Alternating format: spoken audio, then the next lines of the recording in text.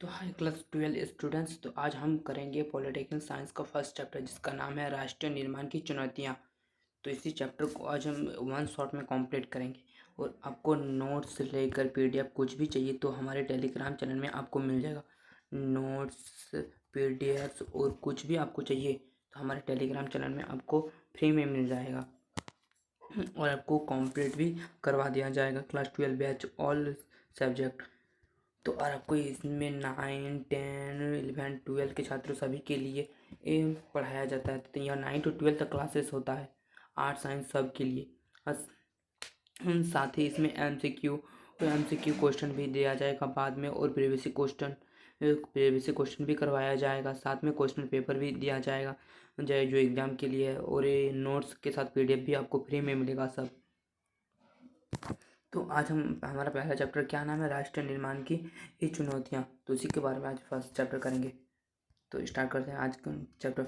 तो इसमें क्या हुआ, तो इस चैप्टर में हम जानेंगे कि ये हिंदुस्तान और पाकिस्तान के बीच कैसा बंटवारा, मतलब कि बंटवारे के समय क्या हुआ क्या नहीं हुआ, और हिंदुस्तान में क्या हुआ क्या, और कैसे राष्ट्र निर्माण की चुनौतियाँ में क्या हुआ। फिर पहले 1947 से भारत में आज़ाद होने के बाद हमारा भारत और पाकिस्तान के बीच कैसा तनाव हुआ क्या नहीं, उसी के बारे में आज चैप्टर में हम जानेंगे। तो पहला हम जान लेते, तो हमारा पहला प्रधानमंत्री कौन था, तो ये जानेंगे। पहला हमारा प्रधानमंत्री कौन था, पंडित जवाहरलाल नेहरू, जो हमारे भारत के प्रथम प्रधानमंत्री थे। तो 1947, जब 1947 15 अगस्त 1947 15 अगस्त 1947 को जब हमारा भारत आज़ाद हुआ, तो पहला तो 1947 में देश आज़ाद हुआ, साथ में ही हमारा देश का विभाजन भी हुआ। मतलब जब 15 अगस्त को देश हमारा आज़ाद हुआ, और आज़ाद, एक तरफ हमारा देश आज़ाद होने की खुशी थी और दूसरी तरफ देश का विभाजन होने का दुख। तो इसी के साथ 15 अगस्त 1947 को देश का विभाजन भी हो गया आज़ाद के साथ। तो कई लोगों को देश को आज़ाद होने की बहुत खुशी थी, और कई लोगों को वो देश विभाजन का बहुत ही दुख था। तो 15 अगस्त जो भारत में लगभग 200 वर्ष पहले अंग्रेजी हुकूमत 15 अगस्त की मध्य रात्रि आज़ाद हुआ और आज़ादी के विभाजन के साथ मिली। मतलब कि 14 और 15 अगस्त की मध्य रात्रि थी 12 बजे। तो क्या हुआ तो मध्य रात्रि में हमारे देश का आज़ादी मिली, और साथ में विभाजन भी हुई, जिससे आज़ादी विभाजन के साथ मिली हमारे देश। तो नेहरू जी ने संविधान सभा को संबोधित करते हुए प्रसिद्ध भाषण दिया, जो भाग्य वधु से विचार प्रदीक्षित भेंट या ट्रस्ट वीड डेंटी के नाम से जाना जाता। मतलब कि जो नेहरू जी ने संविधान सभा के संबोधित करते हुए एक प्रसिद्ध भाषण दिया था, जिससे भाग्य वधु के से चिर प्रतीक्षित भेंट कहा जाता है, या ट्रस्ट विद डेस्टिनी भी कहा जाता है। तो दूसरा पॉइंट में हम देखेंगे भारत में भाग्य वधु के प्रसिद्ध टेस्ट ऑफ ट्रेनिंग के बारे में। तो आज़ादी के साथ भारत को बहुत सी समस्याएं विरासत में मिली है, जिनका सम्मान करते हुए राष्ट्र निर्माण करना था। मतलब जब आज़ादी मिली और तो हमें आज़ादी मिलने के साथ हमारे बहुत से जात पात तथा धर्म भाषा आधारित कई समस्याएं खड़ी हो गई, जिससे जिन लोगों का सामना करते हमें भारत का एक राष्ट्र निर्माण करना था। तो इसी समस्याओं के बारे में हम पढ़ेंगे। तो पहला हम पढ़ेंगे आज़ादी की 3 मुख्य समिति, मतलब आज़ादी के बाद की समिति की थी। शासन की लोकतांत्रिक सरकार बनाया जाए, मतलब कि शासन भारत में एक लोकतांत्रिक सरकार बनाई जाए। और दूसरा पॉइंट में सभी के लिए भले के लिए काम करा जाए, मतलब सरकार को यह कहना था कि सभी के भले के लिए काम करेगी। और आज़ाद के बाद भारत में कठिन परिस्थितियों हुआ, मतलब जब 15 अगस्त 1947 को आज़ाद हुआ तो उनमें क्या जन्म कठिनाई परिस्थिति हुई, उसी के बारे में हम पढ़ेंगे इस पॉइंट में। क्या इस पॉइंट में आज़ादी से मिले कानून देश के विभाजन के साथ, मतलब देश आज़ाद हुआ इसके साथ विभाजन भी हमारे देश का हो गया, और 1947 में हिंसा, विस्थापन और त्रिसदी से भरा हुआ था। शब्दार्थ 1947 जब था तो इसमें हिंसा, विस्थापन मतलब एक स्थान से लोग दूसरे स्थान पर चले गए थे। और त्रिसादी त्रिसादी मतलब लोग एक दूसरे को मार काट दे रहे थे। इसी प्रकार भारत और इसी प्रकार भारत और पाकिस्तान के बीच का तनाव बढ़ गया था, जिससे लोगों कल भारत में जो कुछ मुस्लिम समुदाय के लोग थे तो वो पाकिस्तान चले जा रहे थे, और जो पाकिस्तान इलाकों में हिंदू वो समुदाय थे तो वो ही भारत जा रहे थे, जिससे वो लोगों को नहीं आ पा रहे थे उन लोगों को काट मार कर रेप आदि करके उन लोगों को छोड़ देते थे, तथा इन लोगों को बहुत सी कठिनाइयों को सामना करना पड़ता था। तो इसी प्रकार देखो 1947 में जब देश आज़ाद होने के बाद किन परिस्थितियों के साथ जाना, जब भारत से इन देशों के साथ जाना पड़ रहा था। तो राष्ट्र निर्माण की चुनौती की मुख्य 3 चुनौतियाँ, राष्ट्र निर्माण की मुख्य चुनौतियों के बारे में पढ़ेंगे। तो राष्ट्र निर्माण की एक चुनौती क्या है, तो इन चुनौतियों के बारे में राष्ट्र चुनौती, पहला चुनौती एकता के सूत्रों में बांधना और लोकतंत्र का कायम करना। पहला हमारा चुनौती है एकता के सूत्रों में बांधना, दूसरा चुनौती है लोकतंत्र कायम करना, और तीसरा चुनौती है पूरे समाज का भला करना। तो इन्हीं तीनों चुनौती के बारे में हम इस पॉइंट बाय पॉइंट पढ़ेंगे। तो पहला हमारा पॉइंट है एकता के सूत्रों में बांधना। तो एकता सूत्रों में बांधना, भारत की विविधता से भरा देश है, मतलब भारत विभिन्न प्रकार संस्कृति भाषा आधारित और लोग रहते हैं, और इन विभिन्न प्रकार की विविधता से भारत भरा हुआ है। दूसरे पॉइंट में हर क्षेत्र में अपनी विशेषताएं रही, या चाहे वो धर्म हो, संस्कृति हो, भाषा हो, जाति हो, आधार पर हो, मतलब इस क्षेत्र में मतलब भारत में ये हर प्रकार के लोग रहते हैं। जैसे वो धर्म, चाहे धर्म अलग अलग, जैसे कि भारत में धर्म अलग अलग, सबके अलग अलग संस्कृति हैं और जात पात अलग अलग है, चाहे वो दूसरा पॉइंट में तो अंग्रेजों के जाने के बाद इस विविधता से भरे क्षेत्रों को एकजुट कर रखना अखंड भारत में बनाए करना पहली चुनौती बन गई थी।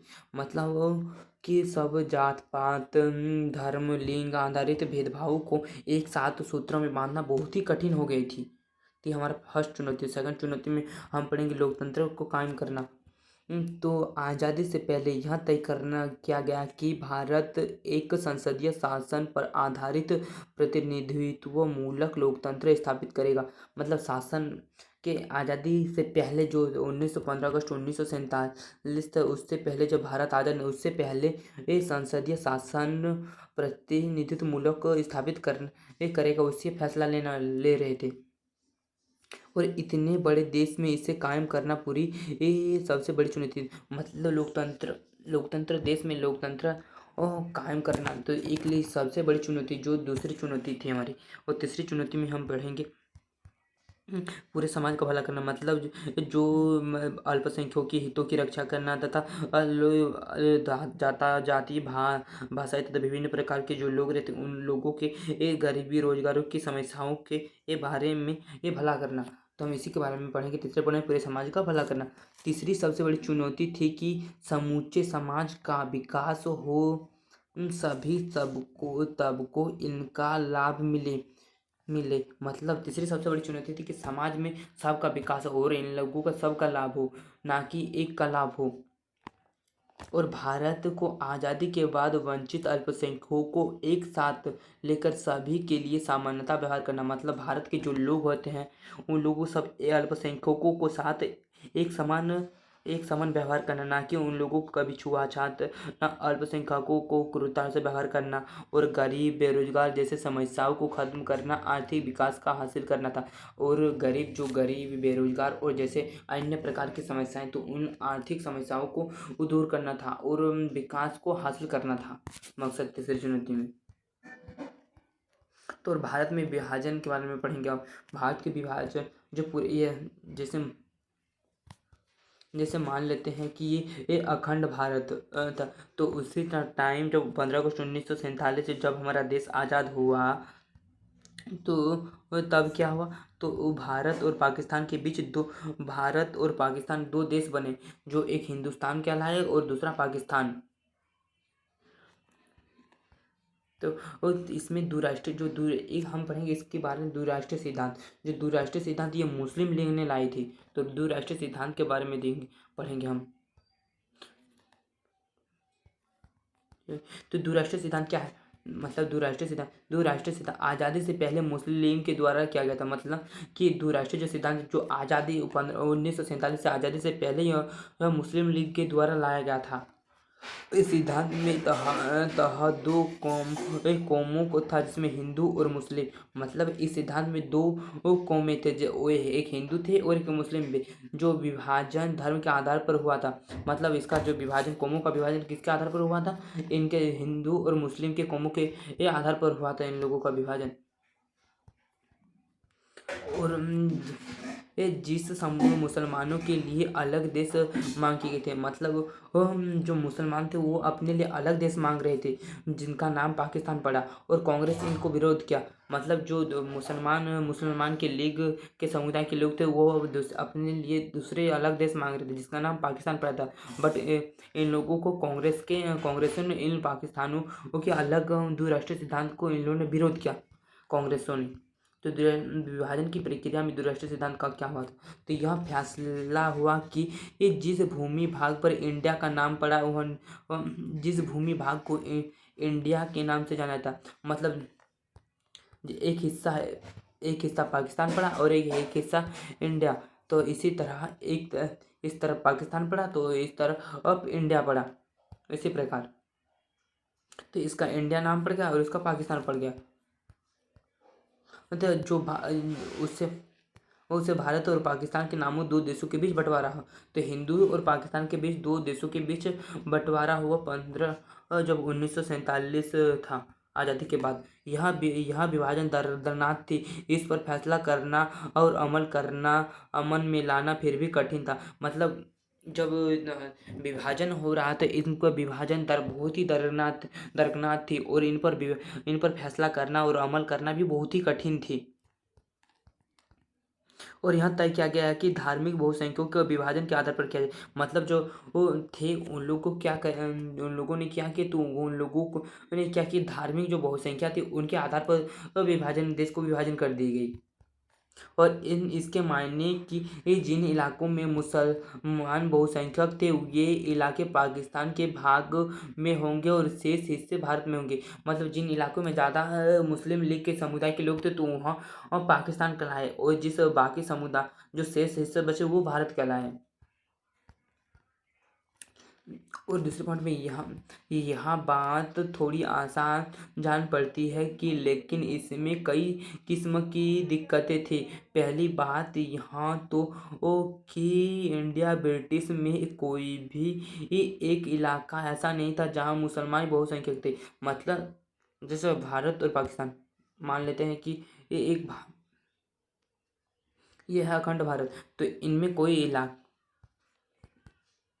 मान लीजिए ये अखंड भारत है, तो यह कोई समुदाय, मतलब ऐसी कोई इलाका नहीं थी कि तुम भारत और पाकिस्तान में कई समस्याओं, जैसे कि ये बंगाल में रहते थे, यह एक छोटे हिस्से में रहते थे मुसलमान लीग, तो इसी तरह यह पाकिस्तान इलाकों में भी रहते थे मुसलमान लीग, और पंजाब के कुछ स्थानों में भी, ये छोटे छोटे इलाकों में भी ये मुस्लिम लीग रहती थी, और बंगाल के कुछ छोटे छोटे इलाकों में भी रहती थी, और हैदराबाद में भी एक कुछ समुदाय रहते थे। तो ऐसा भी तो नहीं हो सकता कि ये हम पाकिस्तान को जाके सीधा बांग्लादेश में घुसा दें ज़मीन को लाकर। तो और नहीं तो पाकिस्तान को एक बांग्लादेश को सीधा पाकिस्तान में घुसा दें, तो ऐसा ज़मीन लोग यहाँ से यहाँ तो जाएगा नहीं। तो इसी प्रकार के समुदायों ने क्या किया कि पाकिस्तान के इनको इलाकों में छोड़, इन समुदायों के लिए अलग अलग इलाके माने गए। इसी खबर हम पूरी तरह से पढ़ेंगे कि यहाँ बात आसान नहीं थी कि, लेकिन इनमें कई समस्या दिक्कतें थी। यहाँ पहली बात तो यह ब्रिटिश इंडिया में कोई भी एक इलाका ऐसा नहीं था जहाँ मुसलमान बहुसंख्यक थे। मतलब कि बताया गया कि ये कोई इलाका ऐसा नहीं था कि मुसलमान ये बहुसंख्यक थे, जिसमें थोड़े थोड़े हिस्सा करके थे। तो ऐसे दो इलाके जहाँ मुसलमान आबादी ज़्यादा थी, मतलब कुछ ऐसे और कुछ ऐसे भी इलाके थे जिसमें मुसलमान समुदाय ये बहुत ही ज़्यादा थे, जैसे कि पंजाब के कुछ हिस्सों में जो थे ये पाकिस्तान इलाकों में, तो उसमें मुसलमान ज़्यादा थी, जैसे बांग्लादेश में ये मुसलमान ज़्यादा थी। तो और इसके एक पश्चिम हिस्सा में थी तो दूसरा पूर्व हिस्सा में। तो पश्चिम हिस्सा में एक पाकिस्तान इलाकों में थी, तो और दूसरा पूर्व हिस्सा में बांग्लादेश में थी। तो ऐसा कोई तरीका नहीं था कि इन इलाकों को जोड़कर एक हिस्सा कर दिया जाए। ऐसे देखते हुए फैसला हुआ कि पाकिस्तान दो इलाकों में शामिल होंगे। मतलब ऐसा देखते हुए दो फैसला हुआ कि दो पाकिस्तान के दो हिस्सों में तो बंटवारा नहीं होगी, तो इसे दो इलाकों में बटा दिया गया, बांट दिया गया। एक बंगाल के कुछ इलाकों बांग्लादेश में और पाकिस्तान के कुछ इलाकों में। हम्म, और पश्चिम जो थे ये पश्चिम पाकिस्तान, जो पश्चिम में थी तो वो पाकिस्तान पश्चिम पाकिस्तान कहलाई, और दूसरी थी ये पूर्वी पाकिस्तान, तथा इनके बीच का भूमध्य एक बड़ा भाग का विस्तार हुआ।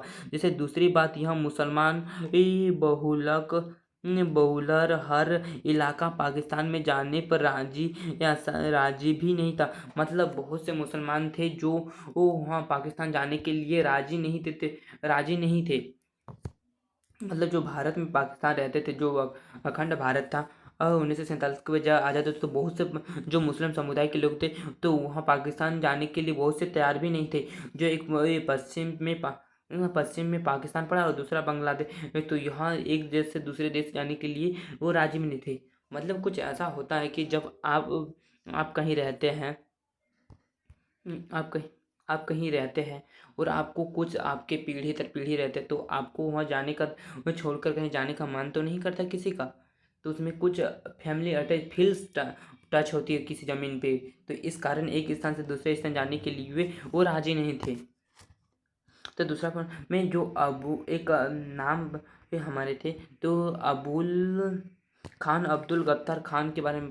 एक अब्दुल खान गफ्तार पश्चिम सीमांत के नरवियत नेता थे। जो खान अब्दुल गफ्तार थे, तो वो नरविदांत के एक नेता थे जो यहाँ सीमांत गांधी के नाम से जानते थे। मतलब यह सीमांत गांधी का, तो ये दुराष्ट्र सिद्धांत को एकदम खिलाफ थे। जो ये दुराष्ट्र सिद्धांत मुस्लिम लीग ने लाए, तो यह दुराष्ट्र सिद्धांत के बहुत ही एक खिलाफ थे।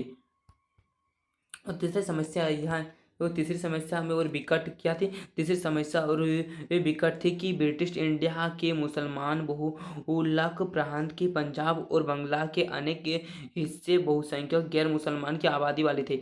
मतलब जो बहुत से हिस्से थे, तो वो ब्रिटिश इंडिया की कंपनी जो ब्रिटिश इंडिया थी, तो मुसलमान के कुछ बहुलक प्रांत के पंजाब और बंगाल के अनेक हिस्सों में मुस्लिम लीग की आबादी वाले थे।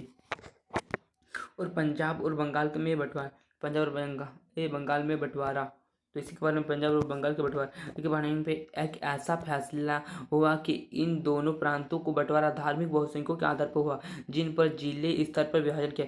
मतलब कि बताया गया कि जो अल्पसंख्यक तथा अल्पसंख्यक के पाकिस्तान अंत उन लोगों को क्या है क्या, तो इन लोगों को जिले स्तर पर बांटा गया पाकिस्तान में। एक वेस्ट पाकिस्तान के कुछ जिलों, पंजाब के कुछ हिस्सों में थे, तो उन लोगों को छोटे छोटे हिस्सों में क्या पाकिस्तान इलाकों में बांट दिया गया। पाकिस्तान के पंजाबी इलाकों में बांट दिया जिले स्तर पर, और इन जिले स्तर का विभाजन किया गया। और 14-15 अगस्त के मध्य रात्रि यहाँ फैसला नहीं पाया कि इसका मतलब हुआ कि देश आज़ादी के दिन तक अनेक लोगों को पता नहीं था कि भारत और पाकिस्तान में है। मतलब जब 15 अगस्त की मध्य रात्रि को जब देश आज़ाद हुआ, उसके बाद 14-15 अगस्त की मध्य रात्रि में जो थे भारत और पाकिस्तान, तो यहाँ फैसला नहीं कर पाए कि वो भारत में है या पाकिस्तान में तथा। और पंजाब के बंगाल में बंटवारे के विवाद सबसे बड़ी त्रिशादी थी। जो पंजाब और बंगाल के बंटवारे थी, तो वहाँ सबसे बड़ी त्रिशादी साबित हुई। मतलब पंजाब और बंगाल के जो विभाजन हुआ के आधार पर, तो उन लोगों का क्या हुआ कि उन लोगों का हुआ कि ये जो त्रिशादी लोग एक दूसरे के इलाकों में मार दे रहे थे, काट दे रहे थे। इसी कारण उनको जो इन लोग त्रिशादी हुआ। तो दूसरा पॉइंट में हमें चौथा समस्या यह थी कि चौथा समय अल्पसंख्यकों की थी और सीमा दोनों तरफ अल्पसंख्यक थे। जो इलाकों में पाकिस्तान में है, वहाँ लाखों की संख्या में हिंदू भी सिख आबादी थी। इसी तरह पंजाब और बंगाल में भूमध्य भाग में भी लाखों संख्या में मुस्लिम आबादी थी। जो चौथी समस्या यह थी कि अल्पसंख्यकों की जो अनेक समय एक सीमा थी, मतलब अल्पसंख्यक नहीं थे, और कुछ इलाकों में पाकिस्तान, और कुछ इलाकों में अब पाकिस्तान थे। जैसे कि भारत और पाकिस्तान के कुछ विभाजन हो, इसी प्रकार इस तरफ हिंदू के कुछ हिंदू भी थे और कुछ मुस्लिम भी थे। और इसी प्रकार जो हिंदू भी थे और मुस्लिम भी थे भारत में, हिंदू भी और मुस्लिम भी थे। और इन लोगों को अल्पसंख्यक मुसलमान आबादी वाले भी थे। अल्प और दिल्ली के आसपास इलाकों में मुसलमानों की एक बड़ी आबादी थी। ये सब लोग की सासत में थी। इन लोगों को पाया कि हम अपने घर के विदेशी बन गए। मतलब जब देश आज़ाद हुआ, जब बहुत से लोग पाकिस्तान चले गए और बहुत से लोग हिंदुस्तान में ही रह गए मुस्लिम समुदाय के लोग, तो उन लोगों को मानने लगे कि वो अपने अपने घर में ही वे विदेशी बन गए। देश विभाजन होने के बाद जिस जमीन पर ये लोग, उनके पुरखे सदियों से आबाद रहे, उसी जमीन से विदेशी बन गए। मतलब जिस जिस जमीन में वो पुरखों और सदियों से रह रहे थे, वो जमीन में ही वो विदेशी बन गए। वो अपने घर में होकर भी वो बेघर बेघर हो गए। मान लिए उन लोगों ने। मतलब ऐसा माना जाता है कि वे जो लोग थे, वही जो लोग थे, मतलब मुस्लिम समुदाय के लोग, तो वो अपने घर में होकर भी वो लोग बेघर हो गए थे और अपने आप को विदेशी मान रहे थे। और जैसे ये मतलब जैसे जैसे यहाँ बात साफ हो कि देश का बंटवारा होने वाला है, ऐसे ही दोनों देश एक अल्पसंख्यक हमले होने लगे। मतलब जैसे यहाँ बात बंटवार होने लगी, वो मतलब ऐसा फैसला हुआ कि जैसे देश बंटवारा होने वाली है, वैसे ही वैसे ही दिनों में एक दोनों तरफा अल्पसंख्यकों, मतलब दोनों तरफा अल्पसंख्यकों पर हमले होने लगे। जैसे कि पाकिस्तान में कुछ हिंदू समुदाय के लोग रहते थे, और हिंदू भारत में कुछ मुस्लिम समुदाय के लोग रहते थे। तो इसी प्रकार अल्पसंख्यकों पर जो थे, अल्पसंख्यक थे, तो उन लोगों पर धीरे धीरे हमला होने लगे।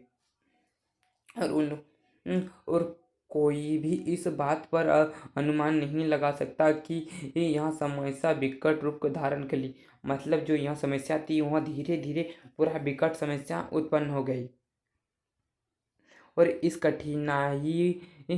कठिनाई से उभरने के लिए किसी के पास कोई योजना नहीं थी। मतलब हिंदुस्तान पाकिस्तान के बीच जो बंटवारा हो, उन लोगों को, अल्पसंख्यकों को हित पहुँचाई जा रही थी, तो उन लोगों को इन समस्याओं को कठिनाइयों से उभरने के लिए कोई योजना नहीं थी। और शुरू शुरू में लोग बाग और नेता यही मानकर चल रहे थे कि हिंसा की घटनाएं अस्थायी है और जल्दी इन पर काबू पा जाएंगे। मतलब जो शुरू में जो लोग बाग और नेता यही मान कर चल रहे थे कि ये हिंसा अस्थायी है और धीरे धीरे जाकर आगे जाकर यहाँ काबू हो जाएगी। बट यहाँ काबू नहीं हो रही, यहाँ फैसला और जाकर यहाँ आगे बढ़ गई। और लेकिन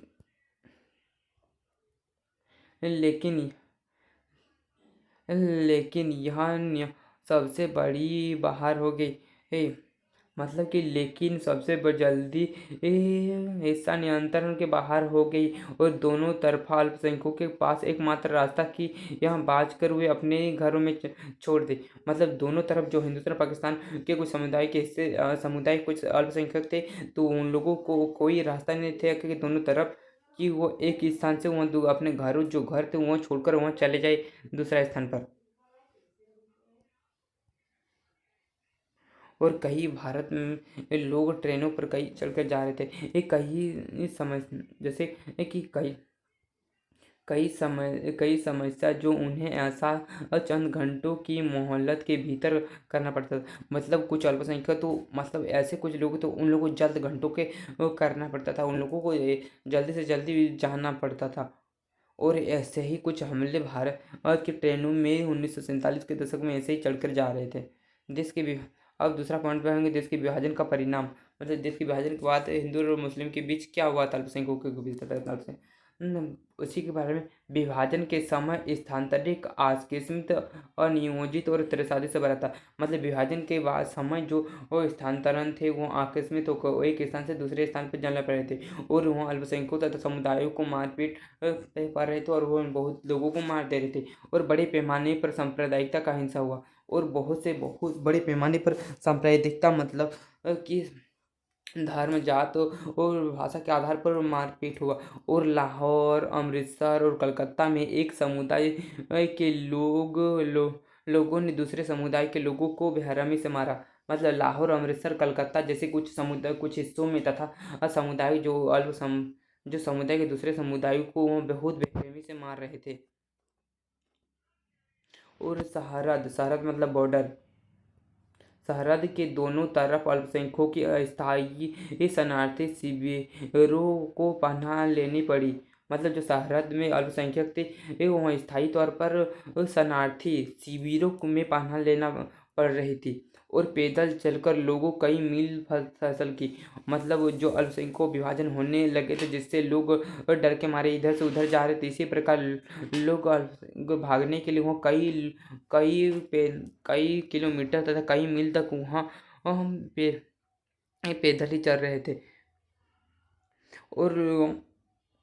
और दोनों और हजारों की तादाद में औरतें अगवा हो गई। मतलब और दोनों तरफ जो हिंदुस्तान पाकिस्तान हिस्सा हुआ तब दोनों जो हजारों तादाद में औरतें अगवा हो गई और महिलाओं को बलात्कार, हत्या, जबरन शादी की गई और बच्चों को अपने माँ बाप से बिछड़ना हो गया और महिलाओं को साथ बलात्कार, जबरन शादी करनी पड़ रही थी की गई और अपने माँ बाप से भी वह बिछड़ गए। और संपत्ति का बंटवारा हुआ और धीरे धीरे संपत्ति का बंटवारा होने लगा। टेबल, कुर्सी, टाइपराइटर, पुलिस के वाद्य यंत्र भी बढ़ गए और 80 लाख लोग मारे गए। और इसे परिणाम हुआ कि लोग 80 लाख से अधिक लोग मारे गए और 5 लाख 10 लाख लोग जान गंवानी पड़ी। और यहाँ 80 लाख से लोग अधिक अपने घर छोड़ दिए और 5 से 10 लाख लोगों को भी जान गंवानी पड़ी थी। और विभाजन के दौरान बड़ी संख्या में मुस्लिम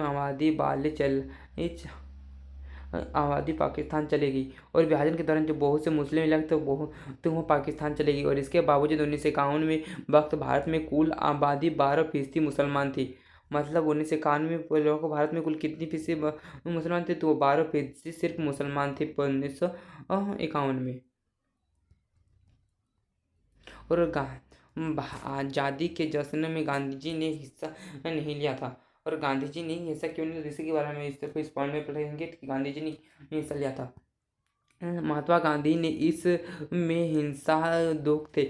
मतलब जब वो देश का बंटवारा थे इसी हिंसा में गांधी जी बहुत ही दुखी थे और वे दिनों में कलकत्ता चले गए और वो उन दिनों में वो कलकत्ता चले गए थे। हिंसा को रोकने के लिए अपील की और गांधी जी ने दिल्ली आ गए और मतलब गांधी जी ने ये हिंसा को रोकने जो मारपीट का धार हो रहे थे उन लोगों को अपील की और फिर वहाँ दिल्ली चले आए और 1948 में उपवास रखा जिनके उपवास में हिंसा तनाव कम हुआ। और जब 1948 में गांधी जी ने वो एक उपवास रखा कुछ दिनों के लिए तो उससे हिंसा और तनाव थोड़ा कम हुआ। और 30 जनवरी 1948 में नाथूराम गोडसे ने गांधी जी को हत्या कर दी। और 30 जनवरी 1948 एक नाथूराम गोडसे थे जिससे गांधी जी को एक हत्या कर दी। तो ये हमसे क्यों क्वेश्चन में पूछा जाता है कि गांधी जी को किसने मारा, तो यह क्वेश्चन नाथूराम गोडसे। और दूसरा क्वेश्चन यह कि गांधी जी की मृत्यु कब हुई थी, तो गांधी जी की मृत्यु 30 जनवरी 1948 में हुई थी। तो हम दूसरा पॉइंट में ये पढ़ेंगे कि रजवाड़ों, कबीले और रियासतों की समस्या। मतलब रजवाड़े जो राज्य और रियासतें, रजवाड़े मतलब होते रियासतें। तो रजवाड़े कबीला मतलब भारत से किस प्रकार जोड़ा गया और रियासतों की क्या क्या समस्याएं थी। मतलब रजवाड़े की क्या समस्याएं थी। एक ब्रिटिश इंडिया कंपनी जो ब्रिटिश प्रभुत्व वाले भारतीय प्रांत, मतलब जो रजवाड़े थी ये तो एक ब्रिटिश के सीधा कंट्रोल में होती थी और देसी रजवाड़े 10 बार वो राजा होते थे। मतलब देसी रजवाड़े के कुछ रजवाड़े होते थे जो जिसे राजा कहा जाता है रजवाड़े को। तो बट वे राजा तो होते थे, तो उन लोग वे राजा अंग्रेज के गुलाम वो रजवाड़े अंग्रेज के गुलाम थे। तो उसी प्रकार वो राजा अंग्रेज के काम मानते थे और वे रजवाड़े में काम करते थे। ये जो है ये हिस्सा देख लीजिए थोड़ा सा। ये हिस्सा जो ये जो ये पीला कलर की दिखाई दे रही है, ये तो ये है ब्रिटिश भारत जो संयुक्त जो रजवाड़ी थी। तो ये सब ब्रिटिश जो ब्रिटिश सरकार थी वो सीधा चला रहे थे। और ब्रिटिश सरकार के इलाकों में थी। और कुछ रजवाड़े तथा कुछ रजवाड़ी थी। तो ये कुछ रजवाड़ी थे। तो ये रजवाड़ी जो नीली कलर की थी। तो ये रजवाड़े थे, ये सब रजवाड़े थे। तो ये सब रजवाड़े थे जो रजवाड़े थे। तो ये रियासतें मतलब जो रजवाड़े थी। तो ये राजा शासन करते थे और ये शासन अंग्रेज के एक गुलाम थे ये रजवाड़े भी। बड़े ये राजा पढ़ते रजवाड़े के बारे में। ब्रिटिश इंडिया के समय भारत में प्राचीन ब्रिटिश के प्रभुत्व वाले देशी रजवाड़े के दो भागों में बांटा है। तो ब्रिटिश इंडिया जो ब्रिटिश थे तो समय भारत में कितने रजवाड़े दो भागों में बांटा था। एक ब्रिटिश के प्रभुत्व वाले क्षेत्र जो सीधे ब्रिटिश शासन करते थे। दूसरा देशी रजवाड़े जो राजा शासन करते थे। बट ये राजा इसका अंग्रेज के भी गुलाम थे जो अंग्रेजों की बात मानते थे। और भारत के आज़ादी के समय रियासत में भी आज़ादी मिली जो राजाओं के नियंत्रण में थे। मतलब भारत की आज़ादी जो रियासतें थी आज़ादी मिली और राजाओं के वो रियासतें वे भी रियासतें किसके शासन में थी। तो भारत और राजाओं के शासन में थी। और 1900 देश में 565 रियासतें। तो ये क्वेश्चन पूछा जाता है एमसीक्यू में, ये भारत में कुल कितनी रियासतें थे। तो 565 रियासतें जिनका अलग होना देश के टूट जाने का खतरा था क्योंकि अंग्रेज की घोषणा ब्रिटिश के प्रभुत्व के वजह से रजवाड़े आज़ाद हो जाएंगे। मतलब जब 1947 में देश आज़ाद होंगे तो उसी समय रजवाड़े भी आज़ाद हो जाएंगे। तो इसी ब्रिटिश के प्रभुत्व में रजवाड़े को आज़ाद हो जाएंगे बोले थे, घोषणा की थी। तो इसी प्रकार 565 रजवाड़े भारत से आज़ाद होंगे तो बहुत सी समस्याएं उत्पन्न हो जाएगी जिससे पूरा भारत टूट जाएगा। और बहुत से अधिकतर रजवाड़े थी तो अधिकतर रजवाड़े भारतीय संघ शामिल हो गए। और बहुत से जो रजवाड़े थी तो वो भारत संघ शामिल हो गए बाद में। तो और भारत सरकार इन्हीं स्वायत्तता देने को तैयार हो गई। और जो रजवाड़े थे तो भारत सरकार ने इन्हें थोड़ी सी स्वायत्तता देने के लिए तैयार हो गए। सबसे पहले त्रावणकोर के राजा जो अपने राज्यों को आज़ाद रखने का ऐलान किया। जो सबसे पहले सबसे पहले जो त्रिनेश्वर के राजा थे तो उन्होंने उन्होंने क्या किया था कि अपने रजवाड़े को वहाँ आज़ाद रखना चाहिए। अगले हैदराबाद का निजाम थे तो उन्होंने भी अगले जो हैदराबाद के निजाम थे जम्मू कश्मीर मणिपुर आज़ाद रहने के बात को पर जोर दिया। और इनका विलय थोड़ी मुश्किल आई थी। मतलब जो हैदराबाद ये जो त्रिनेश्वर के राजा हैदराबाद और मणिपुर थे तो उन्होंने अपने रजवाड़ी को आज़ाद रखने का ट्राई किया। बट थोड़ा मुश्किल आई पर वो बाद में आकर भारत में आकर मिल गई। और भोपाल का निजाम संविधान सभा में शामिल नहीं होना चाहते थे। जो भोपाल के नवाब थे तो नहीं चाहते थे कि वो भारत के संविधान में शामिल हो। और रजवाड़े को लेकर सरकार की नज़रिया कैसी थी तो इसी के पढ़ेंगे कि रजवाड़े भारत के सरकार की नज़रिया कैसी थी। तो छोटे बड़े रजवाड़े का आकार देश के बढ़ जाने का इस संभावना के विरुद्ध अतिरथम संस्कार का कड़ा रुख अपनाया। मतलब जो छोटे और बड़े विभिन्न प्रकार के रजवाड़े थे इसी प्रकार संभावना के विरुद्ध थे कि अंतरिम सरकार के कड़ा रुख को अपनाया गया। और मुस्लिम लीग के भारतीय राष्ट्रीय कांग्रेस इस कदम का विरोध किया। जो मुस्लिम लीग के थे तो ये जो भारतीय राष्ट्रीय कांग्रेस थे इस कदम पर मुस्लिम लीगों ने विरोध किया था। तीसरा पॉइंट में लीग का मानना था कि रजवाड़े को अपनी मनमर्जी का रास्ता चुनने पर छोड़ दिया जाए। मतलब जो मुस्लिम लीग तो उन लोगों का मानना था कि जो रजवाड़े थे वो अपने मनमर्जी से रास्ता चुनने पर छोड़ दिया जाए। तथा रजवाड़े के शासन को मानने को समझाने में सरदार वल्लभ भाई का ऐतिहासिक निभाई। और अधिक रजवाड़े उन्हें भारतीय संघ शामिल होने का राजी कर लिया। और यहाँ जटिल काम था। मतलब बहुत से जो हमारे सरदार वल्लभ भाई पटेल जी थे, तो उन्होंने रजवाड़े को अपनी चतुराई और बुद्धि से उन्हें रजवाड़े को अपने इसमें शामिल कर लिया, और जो बहुत सी कठिनाइयों का सामना करना पड़ा, और अधिक जो भारतीय संघ में शामिल और अधिकतर रजवाड़े थे वो धीरे धीरे भारत में शामिल नहीं करी। यहाँ बहुत ही एक जटिल था। तथा कुछ इलाकों में हम देखेंगे कि किस इलाकों में कितने रजवाड़े, जैसे कि उड़ीसा में 26 रजवाड़े थे, और छत्तीसगढ़ में 15 रजवाड़े थी, और सौराष्ट्र मतलब जो गुजरात के इलाकों में थे तो उसमें 14 बड़े रजवाड़े और 119 छोटे रजवाड़े थे। और अधिकतर रजवाड़े थे उन शासकों ने भारतीय संघ अपने विलय का एक सहमति पर हस्ताक्षर किया।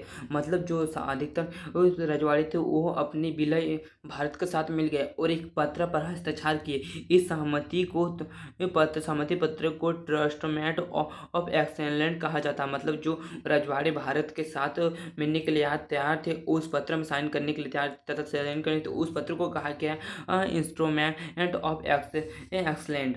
इस पत्र का हस्ताक्षर का अर्थ था कि रजवाड़े भारतीय संघ का अंग बन गए। मतलब इस पत्र का हस्ताक्षर का अर्थ था कि जो रजवाड़े थे वो भारत संघ शामिल हो गए हैं और भारतीय अंग बन गए।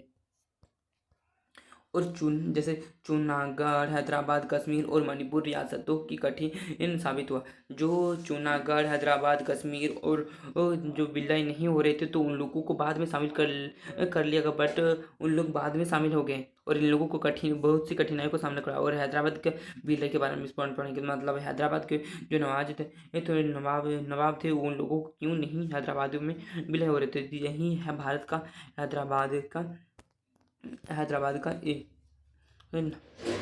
पॉइंट में हम पढ़ेंगे। जो हैदराबाद के निजाम कहा जाता है, हैदराबाद के राजा को निजाम कहते, जो हैदराबाद के जो निजाम थे तो उसको निजाम कहा है, हैदराबाद को निजाम कहा जाता है, हैदराबाद के राजा को।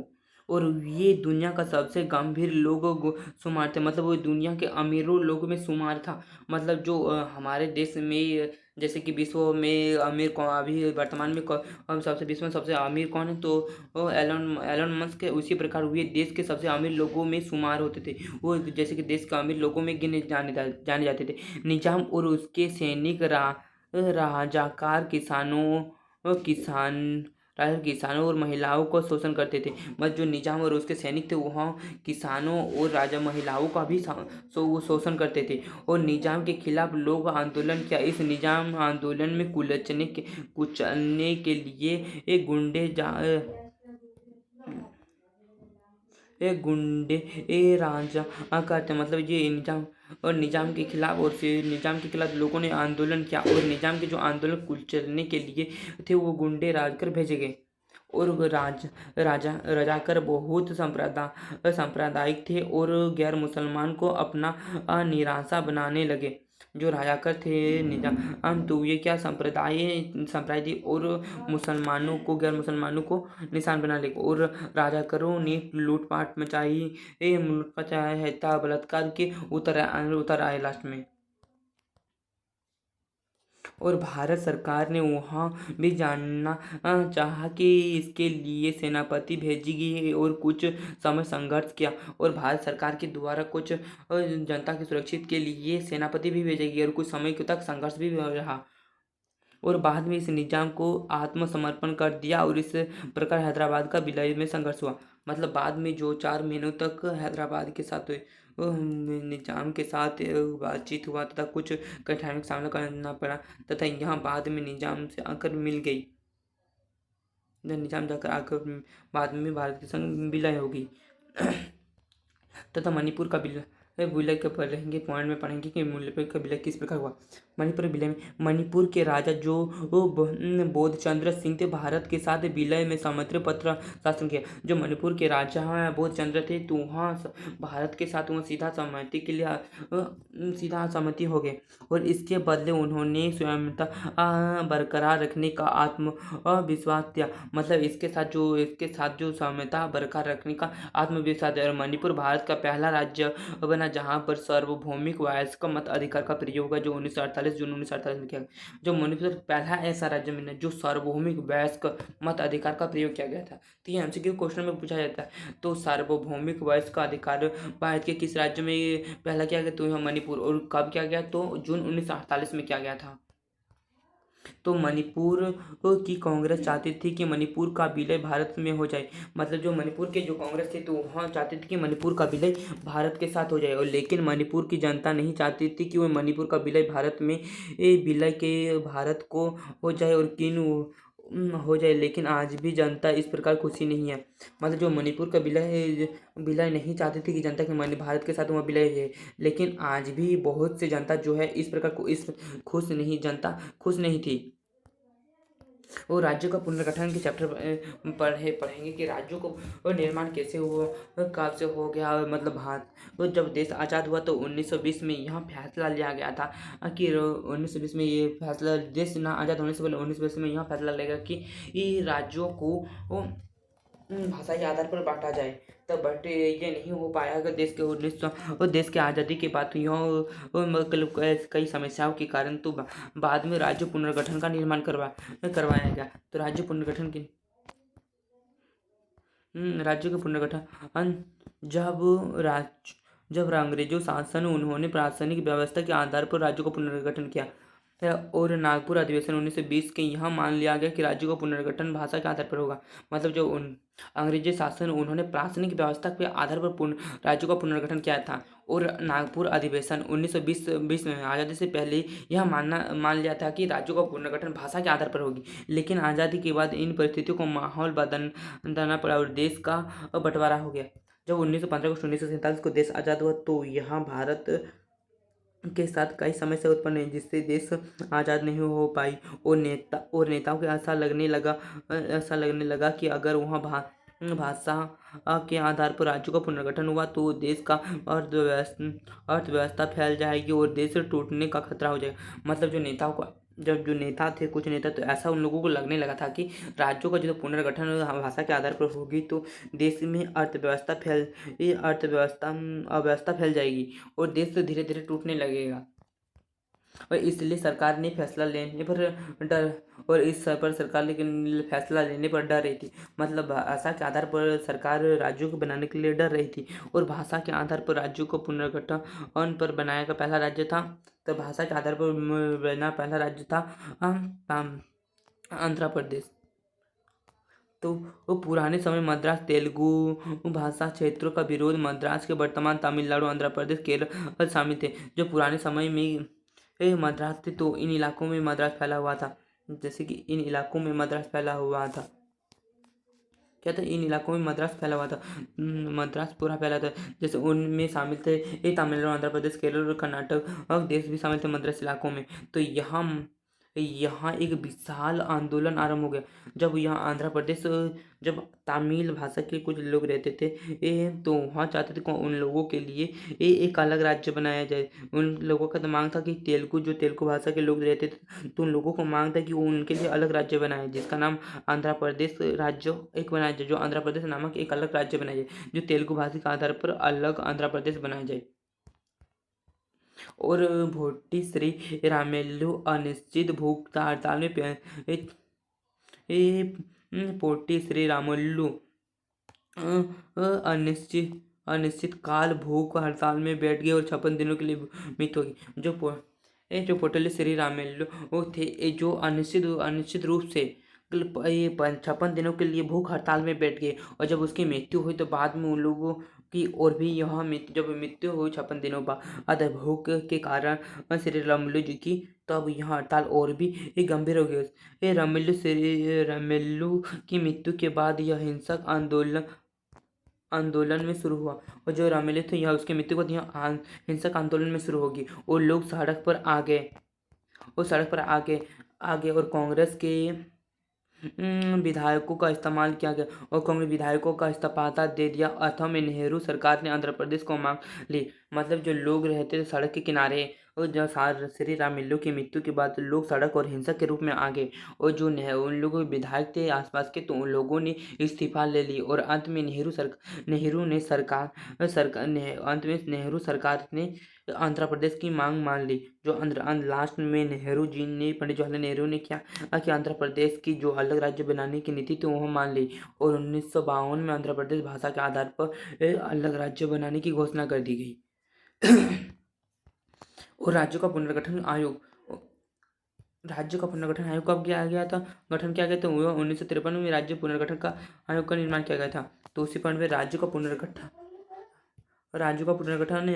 कब गया था? यहाँ राज्यों का पुनर्गठन आयोग 1953 में बना। इसकी अपनी सिफारिश में मान लिया कि राज्यों का पुनर्गठन भाषा के आधार पर कर दिया जाना चाहिए। मतलब यहाँ सिफारिश किया गया था कि राज्यों का पुनर्गठन भाषा के आधार पर कर देना चाहिए, और राज्य का पुनर्गठन अधिनियम 1956 में पारित हुआ, और इस अधिनियम के आधार पर 14 राज्य थे और 6 केंद्र शासित प्रदेश बने थे। मतलब जब देश आजाद 1956 थी एक ये क्वेश्चन पूछा था, राज्य पुनर्गठन निर्माण कब हुआ? राज्य पुनर्गठन आयोग का निर्माण हुआ 1953 में, और राज्य पुनर्गठन अधिनियम का निर्माण कब हुआ? 1956 में। इसमें सबको डाउट रहता है, तो ये क्वेश्चन भी थोड़ा भी है, तो ये इंपॉर्टेंट है, तो याद कर लीजिएगा। और उस समय 1956 में कितने राज्य थे? 1956 में 14 राज्य थे और 6 केंद्र शासित प्रदेश थे। और भारत में संघ जिन्हें बाद में राज्य का दर्जा दिया गया, जो भारत संघ थे जिन्हें बाद में राज्य, जैसे मिजोरम, मणिपुर, त्रिपुरा, गोवा आदि थे। तो एक चार्ट के आधार पर हम समझेंगे कि जैसे कि ये सब मूल राज्य है, जो 10 मूल राज्य को पढ़ेंगे, और बाद में इन्हें छोटे छोटे करके राज्य बनाया गया। जैसे कि मूल राज्यों में कई राज्य थे, जैसे कि मूल राज्य के मुंबई पहले इनको बॉम्बे के नाम से जाना जाता था, तो मुंबई में एक भाग में बढ़ गया, भाग में 1960 में बढ़ गया। महाराष्ट्र और गुजरात में, और असम जो बढ़ गया नागालैंड 1953 में, और बृहद पंजाब जो तो हरियाणा और पंजाब में बट गई 2 इलाकों में, जो 1966 में बटी थी। और बृहद पंजाब 2 जो हिमाचल प्रदेश में बट गई 1966 में। असम जो मेघालय, मणिपुर, त्रिपुरा 1972 में बट गई, वो असम दूसरा, जिसमें मिजोरम, अरुणाचल प्रदेश, मध्य प्रदेश जो 1987 में बट गई, और उत्तर प्रदेश जो उत्तराखंड में ये बदली, जो 2000 में इसमें बदली, और बिहार झारखंड से ये अलग हुआ जो 2000 में हुई, और मध्य प्रदेश जो छत्तीसगढ़ से अलग हुआ तो 2000 में, और आंध्र प्रदेश तेलंगाना से अलग हुआ तो वहाँ 2014 में अलग हुआ था। तो इसी के साथ आज का चैप्टर हमारा समाप्त होता है। इन लोगों का टेलीग्राम में हमारा टेलीग्राम चैनल हमारे डिस्क्रिप्शन चैनल में मिल जाएगा, डिस्क्रिप्शन या कमेंट लिंक में मिल जाएगा। तो आपको कुछ क्वेश्चन डाउट हो तो हमको कमेंट में बता दीजिएगा। साथ में आपको कुछ प्रॉब्लम हो तो हमें इंस्टा में फॉलो करके बता दीजिएगा, कांटेक्ट कीजिएगा। तो वीडियो को लाइक, कमेंट और शेयर करना ना भूलें। Thank you for watching.